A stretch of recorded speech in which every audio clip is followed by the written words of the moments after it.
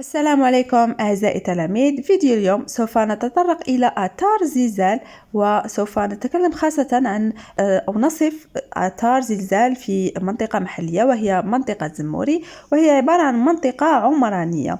لاحظنا في هذه المنطقة حدوث انهيارات للمباني، أي خسائر مادية، وأيضا حدثت خسائر بشرية كبيرة جدا. وسبب هذه الانهيارات في هذه المنطقة خاصة لأنها كانت قريبة جدا من المركز السطحي.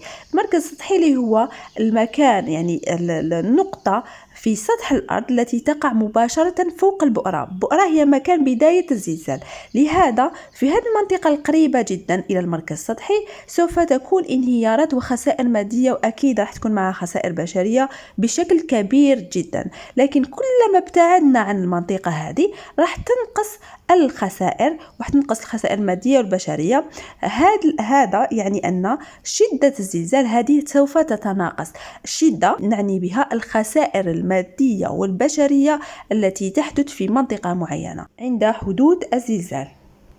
أما بالنسبة لخارج المناطق العمرانية فأيضا هنالك بعض الآثار التي تظهر، مثلا في عرض البحر إذا حدث زلزال تتشكل أمواج زلزالية تنتشر في كل الاتجاهات، مما يؤدي إلى اضطراب البحر، وهذا الاضطراب يؤدي إلى تراجع البحر إلى الخلف، ثم بعد هذا التراجع يعني يكون تراجع كبير جدا، ثم يعود البحر ويندفع بقوة كبيرة جدا، خاصة إذا كانت المناطق عمرانية، يعني تحدث كوارث كما حدثت في تسونامي الذي حدث في اليابان. سببه الأساسي هو حدوث زلزال في عرض البحر. يرجع البحر إلى مكانه الأصلي لكن بعد التسبب في كارثة. نلاحظ أيضا في المناطق الصخرية تشكل شقوق كبيرة جدا أو صدوع كبيرة جدا، وهذه الصدوع تدعى بالفوالق أو فالق.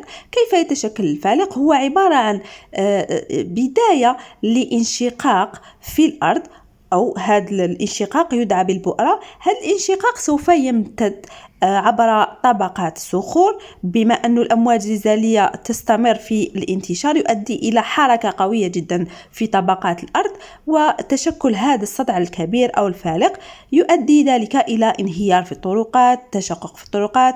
أيضا يمكن إذا لم تكن صخور صلبة، يعني تكون لينة، كاين نوع من الصخور اللينة، سوف تتشكل طيات. يعني هذه الانحناءات اللي تشوفوا فيها عبارة عن طيات تتشكل في طبقات الأرض.